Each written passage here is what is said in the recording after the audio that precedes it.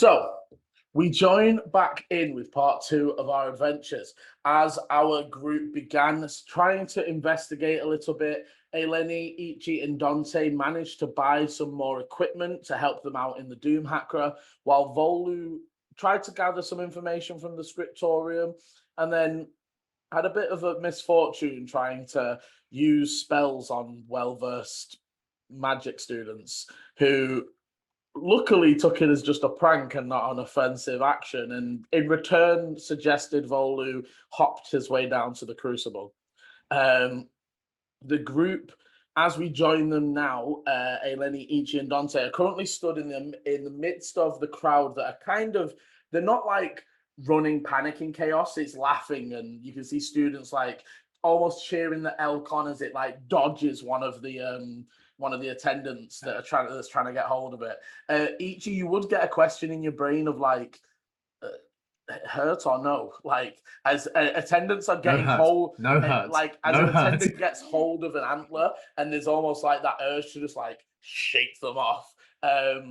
But they resist on the no hurt. What are you guys doing in this chaos? I'm going to just head on over towards engineer's tent. I'm going to just stand out, so like maybe kind of just lean against the side of it or something like that. And then I'm going to use the mage hand. Well, sorry, not mage hand. I'm going to use telekinesis. Is there something breakable like a glass? Or yeah, so there's a small little table on the side next to where the attendants sort of got their, like, you can see they've got a little snack and some of their stuff, like a clipboard and stuff. So I'm going to take glass and move it over towards where the if it's a full glass, that'd be even better. Can there be it's a mid-full glass? Whatever, that's fine. I'm gonna try to put it and just kind of float it around above the kid's head. And then when, say, someone's about to walk past or in the vicinity, I'm throwing it at that person to make it look like it was him. Okay. And then, if there is enough confusion, I'm stealthing by just slipping in. Just kind of get my way in. Okay, so I'm going to gather what each of you are doing, and then I will come to rolls and whether it's successful. So, Eleni, you see Dante sort of slink away. What are you going to do in there? If I see him heading back to Barta's tent, I would maybe have a look at the fire suppression tent. Because you said the flap was open for that one, so it looked a little bit easier to get in. You can see that from this angle, you can see there's like rows of seats with students sat in it. If I can get within about 30 feet or so, just like wandering around, and then I would like to use my hidden step to turn invisible for a round and just slip in as fast as I can, sort of move. Yeah, and just like sit down and before you become visible again. Yeah. Okay. And finally, Ichi, what are you doing in the chaos? You see Dante slink away. You see Eleni starting to make her move. For at least the beginning moment, Ichi's going to be watching the elk and the chaos and kind of like telepathically giving it directions of like someone coming on your left, go that way, go this way, like trying to keep it out of being caught immediately and hurt. No worries. Okay, so can Dante and Eleni both give me advantaged stealth rolls, please? Oh my god. That wasn't exactly our name. I rolled a 1 and I rolled a 20. Unfortunately, Eleni rolled 2 1s. Oh. Yeah. I've got a +3, so it was a 4 and a 4. Oh.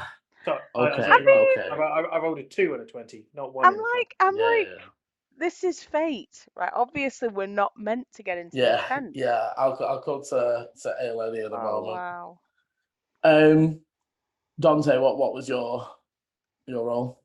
Nat 20.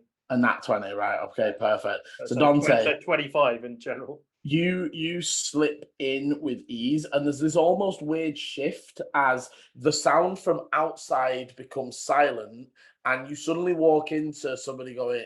You can see there is a halfling on stage. They are currently sort of holding different bits of metal, and they're talking about how the inner pistons are reinforced, and they're basically talking about the cinder smoke engine.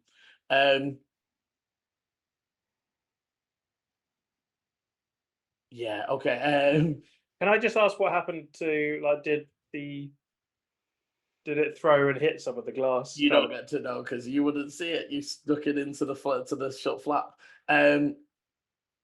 So I'm gonna yeah, you like that one. Ichi, as you're sort of watching and guiding, there's this sudden like enough, and your elk just vanishes. You can tell not killed, they were dispelled, or banished.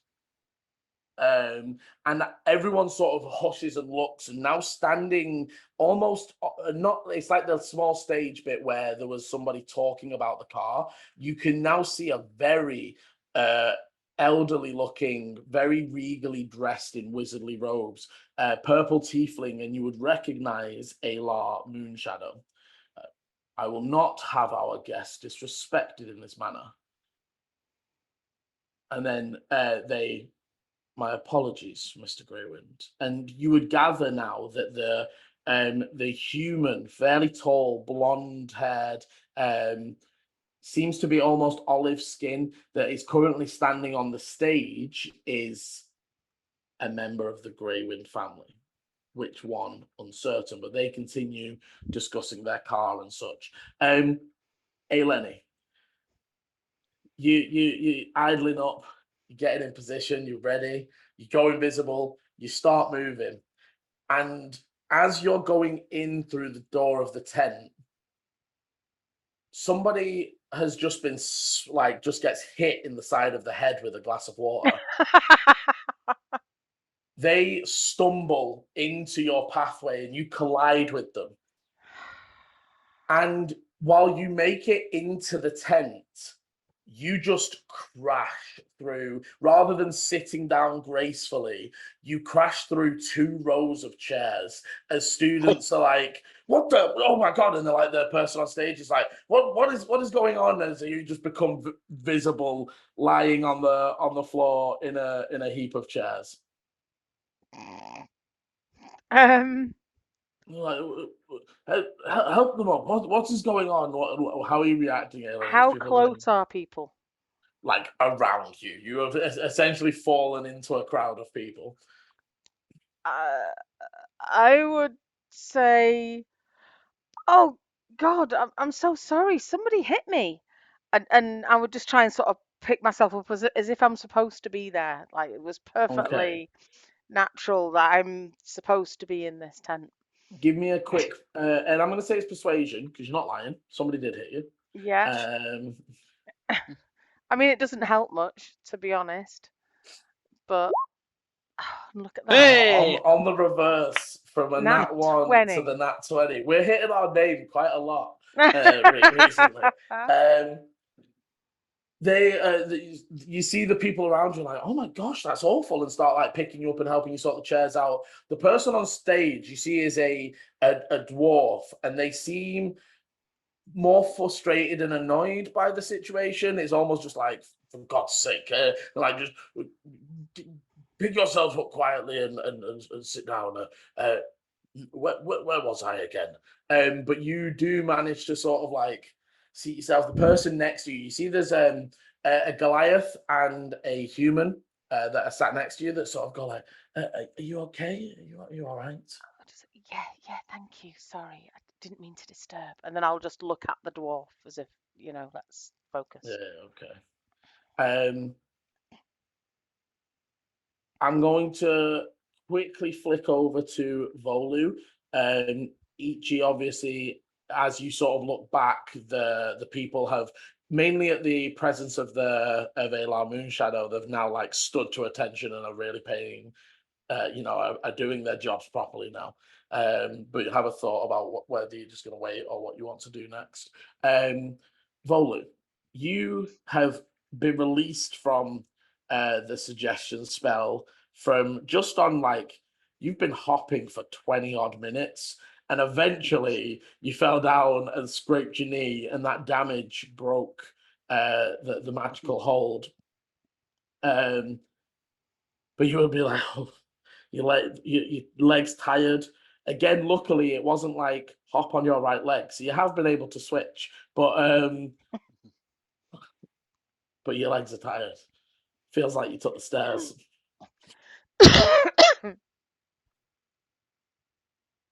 What would you like to do? That wasn't the wisest move, Volu, was it?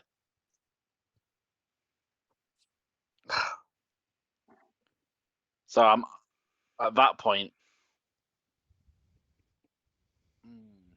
Okay. Am I just going to head straight back up? What's around me at the moment? So you're currently at the edge of the Forge Ward. You're right near the actual crucible, and you are, if I ping on the map, at the top of this rampy bit down. So you're mainly around residential and a few forges, but you can see, hear, and smell the contest of food that is going on just a few 100 feet away from you. Well, I am tired, so I might check that out. You definitely would be able to head down in and take a look. As you get down there, you can see that there's sort of there's loads more stalls, whereas previously it was like big stages yesterday. It's now like lots and lots of different stalls, and they're sort of set up by their food type. So it definitely seems to be like different cultural foods and different foods from all over the world, but they've sort of put all of one kind of food together, and you can see there's different bits of judgings going on. You can definitely have a field day. Everything looks great. Everything seems like it would be right up your alley. Can I do like a scan to see if there's anything strange? Like that, all that seems normal, but is there anything?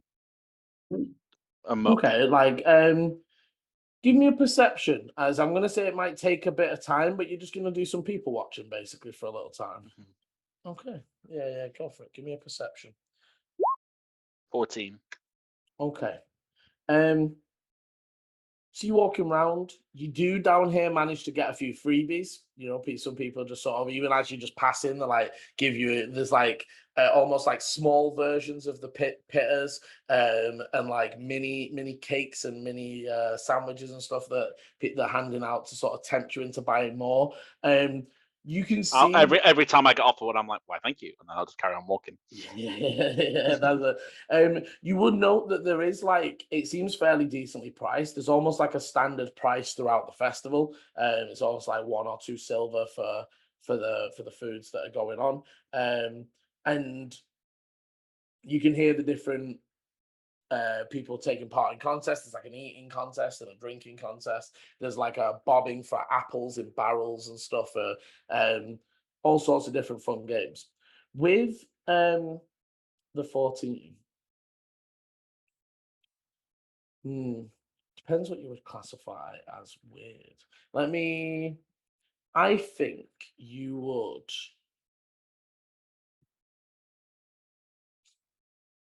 Once or twice, maybe a third time that piqued it as weird. The first time it didn't seem that weird, and you almost ignored it. And it was only on the third time, and even maybe a fourth. But you've noticed 1 or 2 of the people in the crowds generally almost just very gormlessly walking through and barging into people and knocking stuff down, but then also not stopping. And the first time, a guy just walking and he's carrying loads of boxes, and he just walks straight through a person who's got their food, and they're like, oh my god, sorry, and but they just keep walking, don't even look at them. And if you're just like, oh, that's a bit rude, and you sort of move on from it. But there's like I said, 3 or 4 encounters exactly like this with different people. There's a woman who's holding some shopping down at a side, and she just walks straight in between a crowd of 4 or 5 people, just like, hey, watch out where you're going, and then just like completely blanks them and just keeps walking. And I'm going to say that this takes maybe an hour for you to sort of pick this up. And I'm going to flick back to the others before I come back to what you're going to do on that front. But that is what you definitely would have picked up as you spent your time here down in the Crucible. So, Ichi, what are you planning to stay? Are you planning to wait? What's the... Yeah, I think Ichi's planning on just staying on the outside and kind of like watching the 2 individuals, who like the one who dispelled the elk and that, and just kind of like keeping an eye on that and just humbly watching. Okay, so you would definitely see Alar takes a step to the side and sort of sits down, and this Mr. Greywind steps up and starts continuing to talk about the vehicle. That you would gather from as they say, the Sandstorm is a more sleek single driver, though it can be modded for a second. This one you see here is our racer class, and they're sort of like really up that you can get that this public bit is an upsell marketing, whereas like to get the real info, that's where it's like you're imagining that there's like a deal with the uni. Yeah, like our students get to know about get to learn from your people, you get to market yourself to our city. But you would learn that it is so you would learn that part of what makes the Sandstorm especially good, generally, some of their upselling points, is some of the parts are made from mithril. So while it is still just as strong as its counterparts, it is lighter. He claims it is faster than the standard model. Though you would also hear like almost like just comments of disbelief throughout the crowd as they're sort of talking about it, because as known, the current ones are pretty fast as it is. And you would also know that their engine, can't think of what you call it, the like slot where the engine goes and the bonnet and such is reinforced. So basically, like the heaviest part of the vehicle is the front bit, but that is also one of the most protected areas. You would also learn that it's purchasable for the costly sum of 50,000 gold. I'll buy it. Yeah. But that is the like sort of what he's talking, and you can definitely get, and he's talking about like even to some of the students, there's mentions of like plans and blah blah blah, so paying it over time and those sorts of things. But you would get most of the selling spiel, if that makes sense. Dante, you slip in and sit down, and you would you can see Barter. So first of all, Barter is a halfling. They are a stout halfling. They have shoulder length brown hair, and they seem quite well dressed, and for definitely an engine, they're definitely like very intelligent as they're sort of talking about all these bits. You would also pick up that sort of strength in a smith, right? You gather that they probably, as well as inventing some of this, have smithed a lot of this themselves. They don't look like the lab coat sort of researcher, if that makes sense. They are mostly talking about the improvements they've made to the basic Cinder Smoke engine, in that they have done extra work in tightening up some of the loose spaces. They talk about the fact that they've changed the fuel entry so that it can be placed in between the legs, as you saw on the other vehicle. It also uses like almost very light magic to create a small airflow that like will sort of stop any of the gunpowder just spilling out, because one of the issues you've had when you're trying to just load it into a vehicle while you're doing this is that some of the gunpowder just is out of the tube. So basically there's like it's almost like a little vacuum tube. They talk about how all the materials are like sourced from, so they talk about they are sourced from the mountains, not from the mountains, sorry, from mines in the north west of Vercel, and it all looks very well crafted. Everything's a lot smoother. You gather that this engine is much less prone to just exploding. He also talks about that they are, while not proof of exploding, have a design feature that causes them to almost, it shells the explosion. So it's almost like not death-free, but it almost stops your entire vehicle exploding if you have a critical failure. And he is very, they don't ever say like the big scare. It is like if you suffer a critical failure, the outer shell of the cinder smoke engine will protect you from any, yeah, blah blah blah blah blah. So I think that would give you, in terms of for Chris, just sort of what that means for what you were already thinking. It's still going to mean the entry tube is your best bet for causing full explosions. But that's still underneath the person. It is. You also think, from what they're talking about, the way they've covered it up, you think almost rather than trying to just hit it with fire damage, getting it on fire, especially, and I think the hint for you that you would gather from this is like an oil that could get in between the bits rather than something thick and viscous. So obviously you've got your pitch for lighting it maybe, but maybe even something to coat it in beforehand might be better than just trying to like firebolt.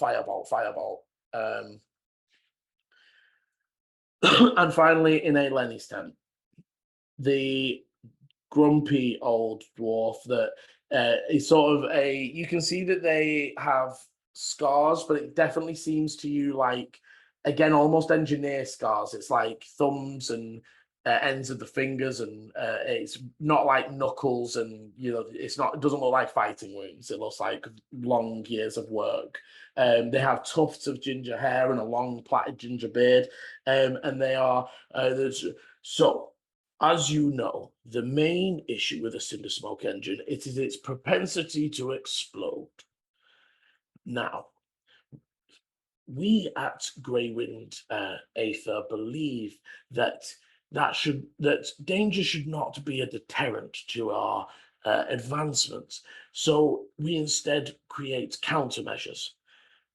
See here our first fire suppression unit.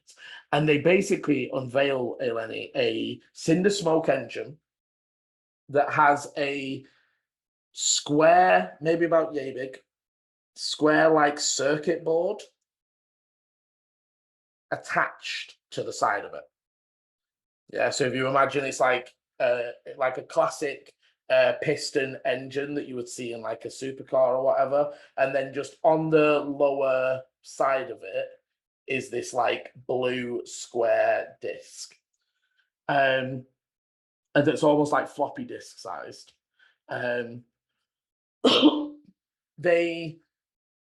If this system detects fire, critical failure, attacks from enemy that involve heat, it will activate. And they motion to a gnome that stood on the side that seems dressed in similar clothing and nod to them. And they point a finger at it and cast, what's the spell? Why is the spell just gone? Scorching Ray.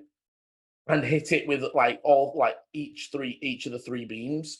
And you see as the first one arcs in and strikes against it, the disc glows and coats the entire cinder block in ice. However, the pistons are still, everything's still moving and working. It's just coated in ice as the second and third into it. But you can see that it's almost given it mechanically resistance to the fire damage from external sources. They say, and just in case, should you suffer a fatal critical failure, and they go over to the actual entry tube where the gunpowder is fed in, and they light a match and throw it in, and you see as the inner engine and people in the room go like, "Whoa, fuck! What are you doing?" And like react like, "Jesus!" The glow of the blue ice glow cracks and almost like you can see it almost expanding under the fire and explosion, but it then almost inwardly sprays, like almost like cone of cold, like before the entire thing fades and the blue floppy disk breaks.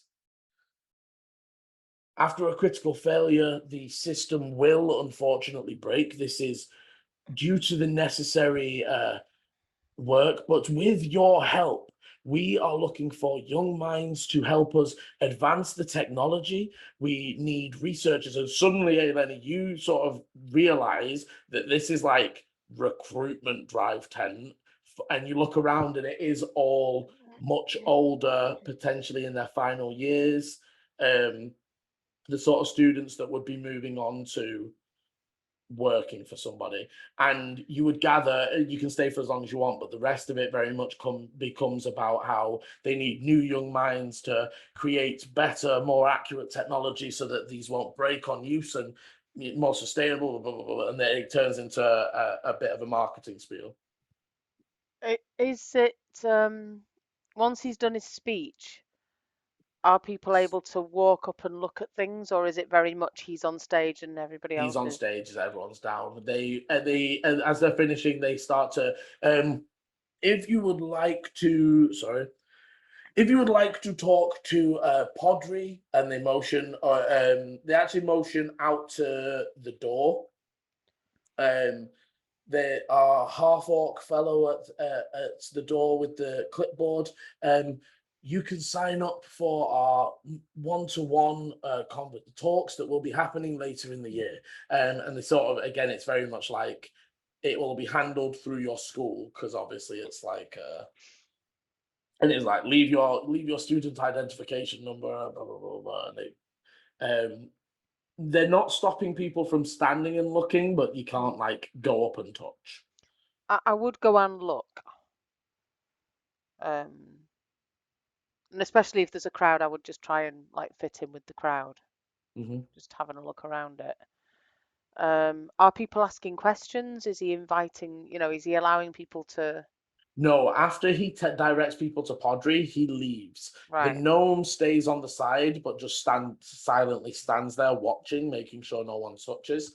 And mostly it's just the students talking amongst themselves. There's a few that are like, how cool would it be to work for a company that are like, trying to do it. There's a lot of excitement about it.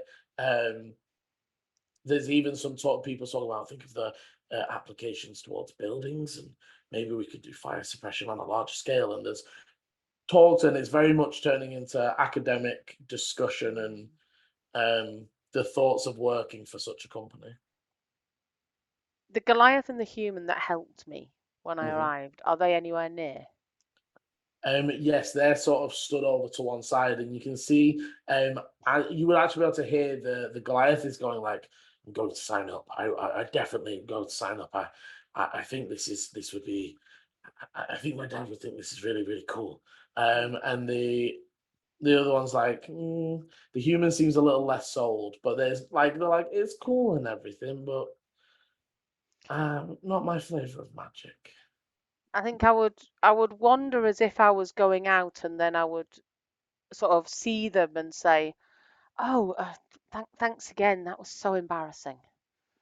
Oh, no worries. The the Goliath is still sort of staring at the machine, but the human extends a hand and says, "I'm Lana. Don't worry, these things happen, especially if you were hit. Are you okay?" Yeah, just my pride, I think, is hurt more than I am. I would hold a hand out. I would shake her hand and say, Lana, I'm Eva. I haven't seen you around the academy before, Eva. Are you new? Yeah, I'm really new actually. My family's moving here. The timing with the festival and everything, it's been chaos.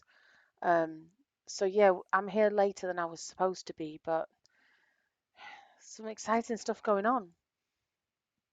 But yes, I mean, uh, that one there is Gunter. They are going to be racing in the Doom Hacker. It should be it'll be interesting to see if what they say it can do really holds up. Wow, are you going to be in one of those cars? Oh no, we're not racing. They were saying that their Oh, vehicles are racing. I'm interested more to see if it makes it to the end of the race, as I'm pretty sure they're going to have a large target on their back. yeah. I suppose they are going to be the favourites, aren't they? If everything they claim is true, they say it is faster, it is protected from fire and explosion. That's pretty much everything that's it. And if they can figure out a way to make it safe for the environment, it would basically be a feasible mode of travel. That really would be cool. I thought it was really interesting because, I mean, obviously you want to protect things from fire, but I mean, there's other kinds of damage. I mean, just stopping it blowing up doesn't stop it from being damaged, does it? Oh, I mean, you haven't heard the speech from the guy outside. Armor plating, mithrils, metals. Mithra. They've pushed the boat out. I will say that, but also 50,000 is a lot to ask for one of these things. I mean, who's got that kind of money? You would see again. Gunter is not paying attention. Jesus, her name. Lana. Lana laughs along with you, like, yeah, for sure. But also, you would see their sort of eyes like flick over the room and over the other side of the room, sort of talking. And you would pick up maybe actually they look a little bit frustrated. You would see, and maybe not recognize, but potentially to put two and two together, a 19, 20-year-old tiefling, purple skin. They're currently like frustratedly pointing at the disc and talking to a gnome. The gnome's just sort of like shrugging, like I don't know, like but the tiefling seems frustrated, but their eyes dart over that way and say, "Well, some people do," and I suppose that's who their clientele will be. And you gather what that is part of. I'd say your passive insight picks up like that's part of why she doesn't want to work for them. Right. Okay. It's like, and actually, you would know this a little bit, and actually, hearing the 50,000 would confirm it a little bit. There is like one of the big things that like everyone was talking about when the Cinder Smoke came out was its sudden availability to the lower classes. Before that, Aether Stream vehicles had basically only been for the rich, and cities had taxes if you could afford to use them. And so now the safety is for the rich people again and not for the... And if Right. they can again make these new brand fancy ones, and Yeah. that you just get that irk from her, like when she says there are some who would pay for such services. Well, we can but dream, right? But it was really nice to meet you. Thank you. And yeah, Me too. Me too. hope to see you around maybe. And then I Yeah. would just sort of wave and head out. Yeah, as you're leaving, Gunter suddenly sort of goes like, "Oh, hey, yeah, bye, yeah, yeah." And I would try And and you are find Ichi when I come outside. Okay, Dante, how long would you stay? Again, yours as well. And they are literally just careers fairs, right? This is just a careers fair with a fancy vehicle. Yours at the end turns into like talking about smithings and crafters and people who are capable of, creating new and inventive things. And they sort of, again, direct people towards Podry at the door. Just, I want to ask the question just of if there's people, what would be the next technological leap that you would need? So is there a part of this car that needs more futuristic or like future minds more than others? Yeah, not at all. Every part of every mechanic, every worker is necessary to create the ultimate Aether Stream vehicle. But for this one, is there what would you say would be the weakest point? Something to target if you were to give it to us to try to fix. What would you say would be the point?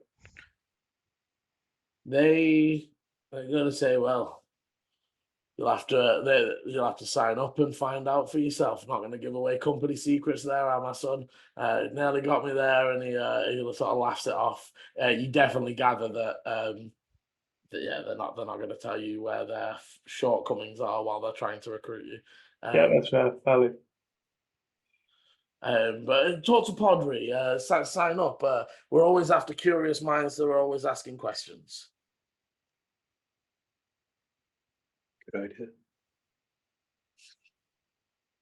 There's nothing more that I can really say regarding that. I haven't got anything. Okay. They finish up and sort of leave, and again, people start filtering out, and you would be able to head out and join Ichi and Eleni. And I'll say that you are able to sort of convey, obviously you're able to still say what you want to say, but you're able to convey the gist of the bulk of stuff to Ichi without having to play it out again. And as you're doing that, I'll flick back over to Volu for a moment. So Volu, it's been about an hour. You've had some food. Just now, the fourth person idly and this time it's a fairly rich-looking human, not carrying anything. They're just literally walking with their cane. But they actually walk into the side of one of the like stands and literally again just bounce off it and then keep walking and walk on.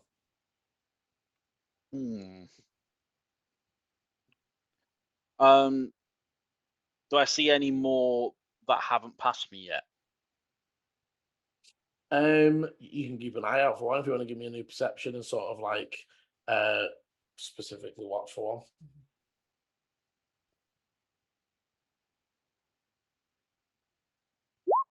19.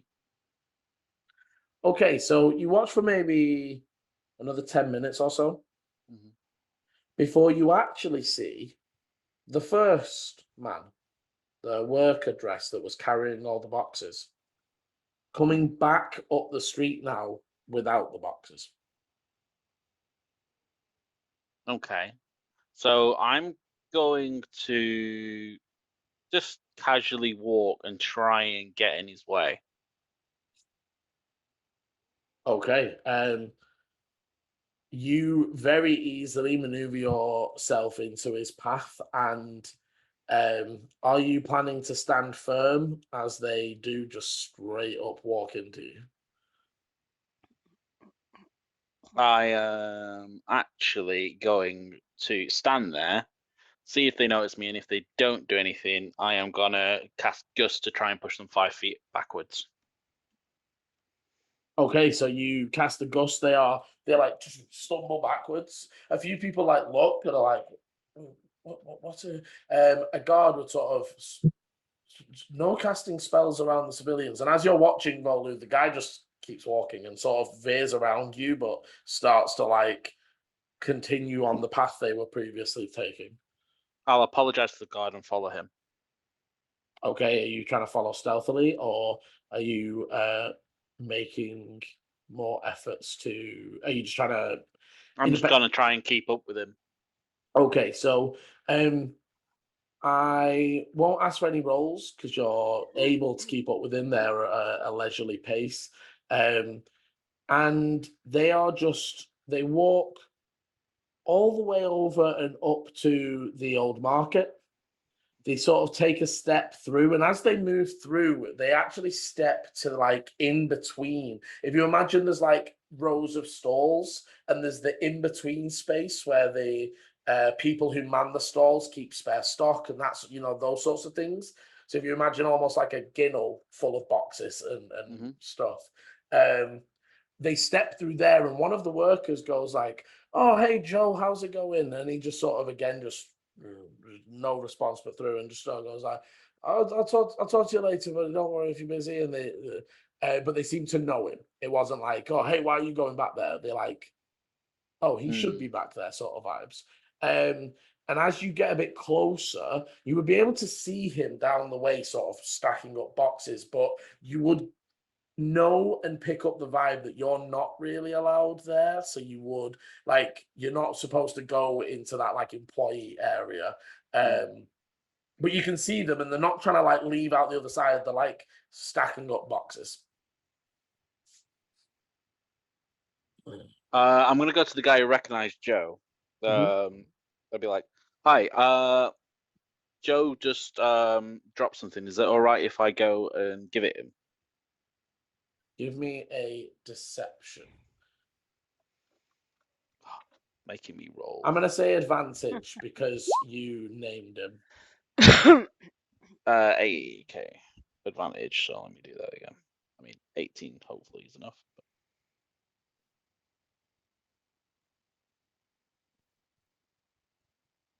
18. Okay. They go, oh, yeah, of course. I'm pretty sure he just passed us. I think he's just in the back. And he's sort of like, Joe, and there's like no response, but then it's like, see, he might be right at the back. See if he's still there. Thank you, sir. And then I'll walk by. Okay, and as you go by through to the back, Joe is finishing stacking up the fourth box and is beginning to pick them up and stand with them. I'm gonna give him a shove. Okay, give me an athletics. I was already doing that, Chris. I don't think you. No, I knew you were. I just like that. It's just I just love this idea of just being like, yeah, this is exactly what I'd be doing. And that's bad. A 15. Okay, with a 15, you push Joe straight off his feet. They stumble and drop the boxes that they were holding. They crash into some other boxes, and there's almost like a brief pause and silence as they lie there for a moment. Joe? Can you hear me, Joe? They sort of start to get up. They like slowly get to their feet and again move over and start stacking those same boxes up. Give me a perception as they're like sort of literally like crouched 5 foot in front of you, just stacking up. 12. Okay. Stab it. They just continue. Okay. At that point, I'm gonna go up to him and go, Joe, snap out of it and cast Dispel Magic. Okay. As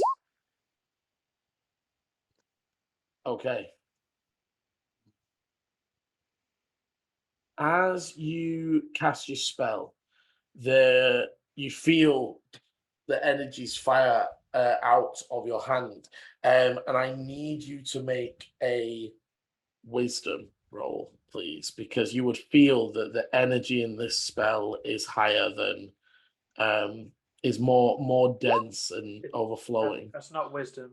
That's It's wisdom. It's wisdom for clerics. No, but I mean it's whatever his spell. He's rolled a save. Oh, sorry, just a wisdom. Sorry, yeah. Oh yeah, sorry. I see what you mean. I thought you said wisdom save. Sorry. No, so yeah, it's just a wisdom. Thanks, Chris. Yeah. Okay, 17. so you push out with the spell and release the energies that you feel have hold on him. And he just sort of immediately is like, wait, where am I? And he sort of looks up and he's like, oh, who are you and why are you back here? I don't think you should be back here, fella. It's like, why am I back here? What where do you remember being, Joe? I've been with you for quite a while now, and you don't seem yourself. Everyone says so. I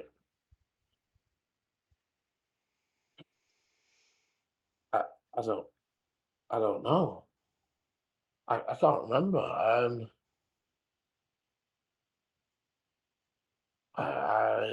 He sort of like sits down on the box. He's like, I remember the parade when the festival started, and that's it. We were trying to sell some wares. He's like, oh, like he starts to like rub his head, and they seem very confused and dazed, and they're very like you would pick up genuine. They seem genuine, but you're sort of thinking like the start of the festival now is maybe 3 days ago.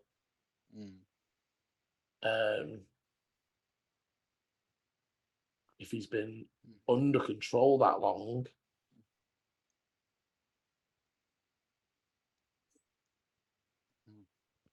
I mean, who are you anyway? My name is Clovis.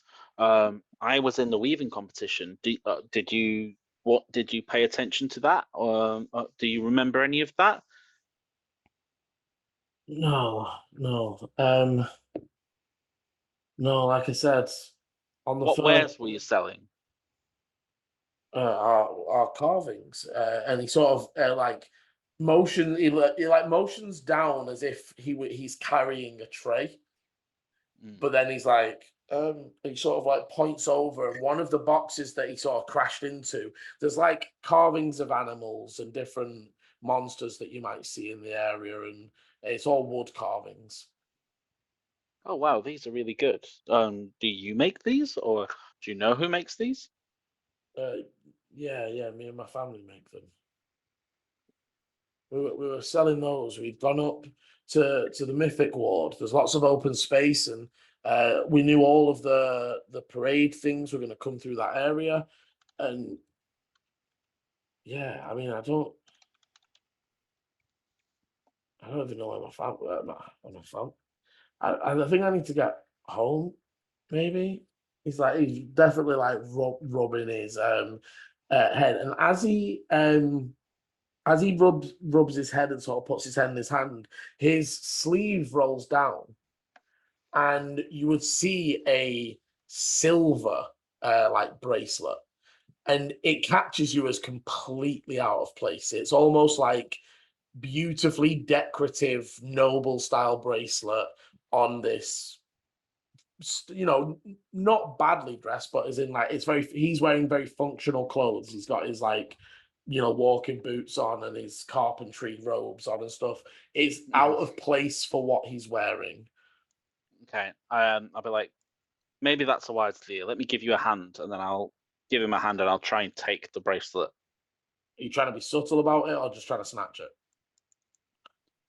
We'll start off as subtle. Okay, so give me a sleight of hand as he's. Give yourself guidance beforehand. Definitely can't.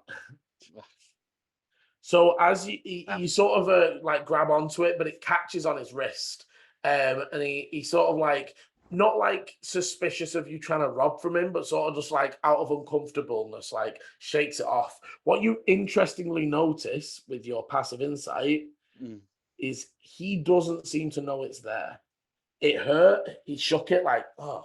But as the bracelet sort of rolls down his arm, he's still looking at his wrist where the pain was. And he looks like almost confused as he's like, like, don't squeeze my hand so hard, please. Sorry, I've actually noticed that maybe this is linked to what's happening to you. Forgive me, but if you let me, I can try and heal that part of you. Give me one final persuasion with advantage, as he is a little confused and not quite sure of who you are. They will sort of slowly extend. Sorry, 13. with the 13, they will slowly extend their arm and sort of present for you to heal, but they look like they're almost like ready to move away from you at a moment's notice. Yeah, so I'll put my hands on his arm and then I'll take it. I'm not being subtle at that point because I. Okay. You slide it down his arm, and can you give me a strength as it is slipping over his fingers? It's almost like you feel a resistance that is magical, not physical. 13. Strength, sorry, not stealth. Oh, I can't read. That's me. Sorry.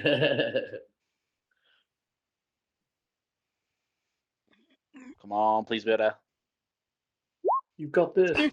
10. Okay, as you're sort of pulling at it, it doesn't like snap back on, but it doesn't come off either.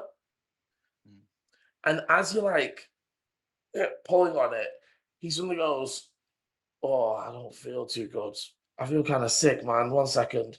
And he like starts throwing up, and it is black.